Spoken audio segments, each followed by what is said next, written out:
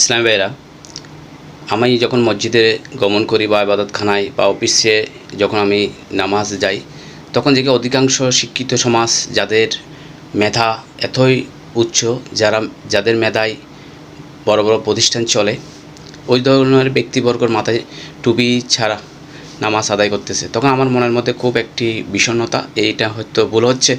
আমরা আমাদেরকে যে আমাদের পূর্বপুরুষ, আমাদের দাদা দাদি থেকে শুরু করে সকল আমাদের পূর্বপুরুষ যারা ছিল, আলেম উলামা ছিল, সকলেই মাথায় টুপি পরিধান করে নামাজ আদায় করতেন। কিন্তু হঠাৎ নতুন প্রেমে মন মজাইয়া এই কী করলাম, মস্ত ভুল। এটা একটা মস্ত ধরনের ভুল হচ্ছে। ইসলাম ভাইয়েরা, আমি আমার জাতিকে বাঁচানোর জন্য আমার এই প্রয়াস। খালিদ বিন ওয়ালিদ যতগুলো যুদ্ধে জয় হয়েছেন, যতগুলো যুদ্ধে অংশগ্রহণ করেছেন, সবগুলোতে বীরত্ব সহিত উনি বিজয় লাভ করেছেন।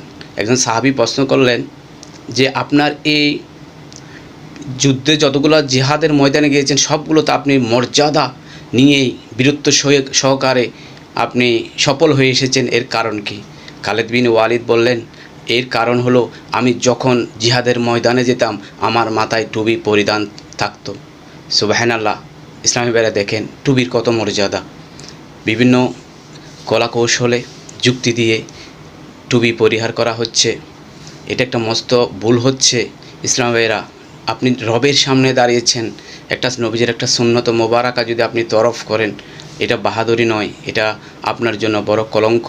হয়তো কিয়ামতের ময়দানে এই সুন্নতটা পরিত্যাগের জন্য আপনাকে জবাবদিহি করতে হবে।